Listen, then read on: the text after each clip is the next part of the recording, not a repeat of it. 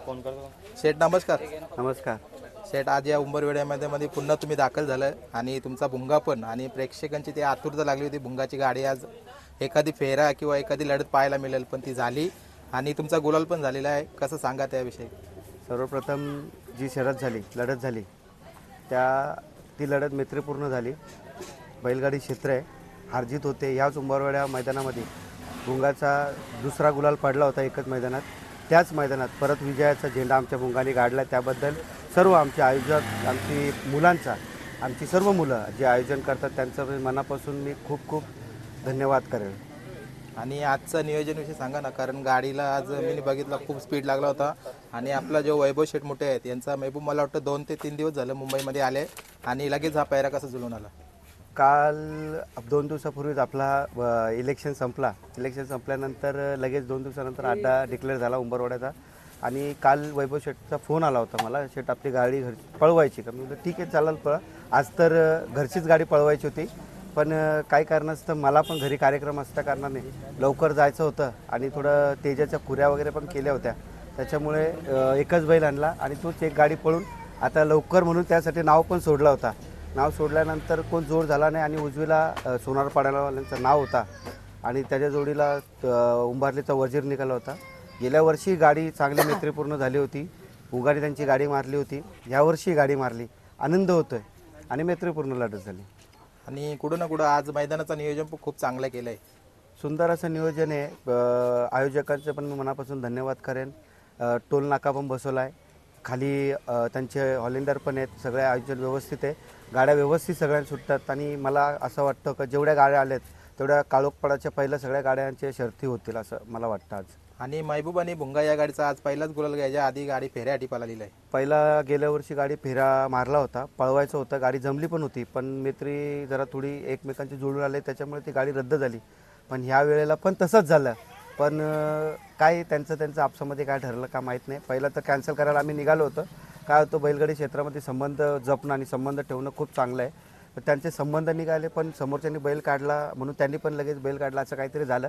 मग आम्ही पण लगेच बैल काढला, कारण की शरद त्यांची नव्हती जमली, आमची जमली होती. आणि शरद झाली ती पण चांगली मैत्रीपूर्ण लढत झाली. आणि सुटताना थोडा गाडी मागे राहिली होती, सुटलीच नव्हती हातातून. मला असं वाटलं का आज आमचा गुलाल पडला, पण भुंगा आणि महबूब हे दोघं सुताची पुढची रानाची बैल आहेत. 2 छकडे गाडी पुढं टाकून गेलं म्हणून त्यांना उड्या मारायला त्यांना असं वाटलं का आम्ही जिंकलो. पण सूत तोडलं तेव्हा समजलं का हे काय आमची दोन्ही बैल काय कमी नाहीत.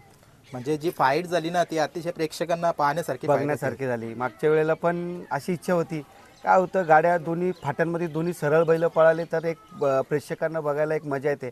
गाडी ह्या तासामधून त्या तासात जाणं, त्या लढतीला मजा नाही आणि त्याला काय म्हणजे उपयोग नाही. पण गाडी सरळ पळून जो सूत पहिला तोडतो त्याला खरा बादशाह बोलला जातो. नक्कीच. आणि जो आपला रणजित म्हात्रे यांचा जो पाखरे आहे, आत्ताच मला वाटतं त्याही पण मुंबईला उतरवले तो आणि त्याचे पण काही गुलाला झाली आणि खूप म्हणजे त्याला पण स्पीड आहे. त्याच्याविषयी काय सांगाल? मी तर पहिल्यांदा बघितला आणि हे रणजित म्हात्रे पण पहिल्यांदाच नाव ऐकला. त्यांचं नाव होतं सोनारपाडा. हा नाव ऐकल्यावरती मी विचारलं पोरांना, सोनारपाडा तर कसं संबंधातले बरेचसे आहेत, जय शेठ तर आपल्या घरातलेच आहेत सगळे आहेत. परत मी विचारल्यानंतर ते काय संपर्कात म्हणजे असं संबंधामध्ये नसल्याकारणाने लगेच मी नाव फिरवलं त्यांच्यावरती. आणि मला माहीत नव्हता का त्याला उंबारलीचा वजीर निघेल, कारण की त्यांचं पण दुसरं नाव होतं. पण ते बैल निघाल्यानंतर कळालं का बाबा तो बैल आणि ही बैल एकत्र पाळतात. म्हणजे 4 बैला जी होती ना, आज एका जोमाची बैला होती. टॉपची 4 बैलं होती, ती पण नंदी पळणारीच होती. आणि उंबारलीचा वजीर तर आज तर नंबरातच पळतो. पाखऱ्या पण आता तुमच्या तोंडातून ऐकलं आणि खाली जाताना पण मला बरेच जण बोलले का लगातार गुलालातला बैल होता. शेवटी पळणारी बैल आहेत, 4 बैल नंबरामध्ये पळाले तर लढत पण एकाची तरी हार होणार आणि नंबरामध्ये पळणाऱ्या बैलांमध्ये कोणतरी नंबर पटकून जाणारच.